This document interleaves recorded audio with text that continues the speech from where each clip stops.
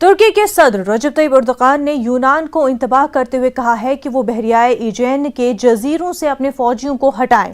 ترکی کا کہنا ہے کہ یونان جزائر کے غیر مسلح والے معاہدوں کے خلاف ورزیاں کر رہا ہے اور بحیرہ ایجین پر فوجی موجودگی بنا رہا ہے۔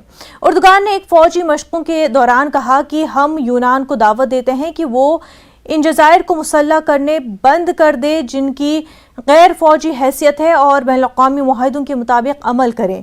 انہوں نے مزید کہا کہ ہم یونان کو خبردار کرتے ہیں کہ وہ ایسے خاپوں سے دور رہے جن پر اسے پچھتاوا ہو اور وہ ہوش میں آ جائے۔ یہاں کوئی مذاق نہیں کر رہا ہے۔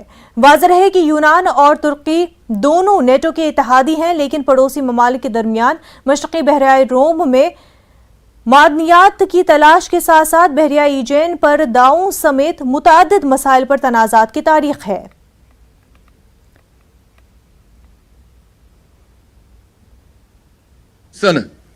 Gayri askeri statüdeki adaları silahlandırmaktan vazgeçmeye, uluslararası anlaşmalara uygun davranmaya davet ediyoruz.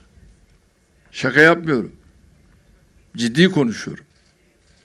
Özellikle bu millet kararlıdır.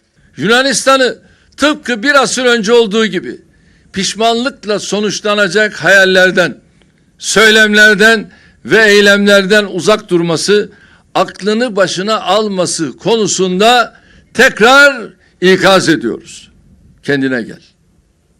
Türkiye, Ege'deki haklarından vazgeçmeyeceği gibi adaların silahlandırılması konusunda uluslararası anlaşmaların kendisine tanıdığı yetkileri gerektiğinde kullanmaktan da geri durmayacaktır.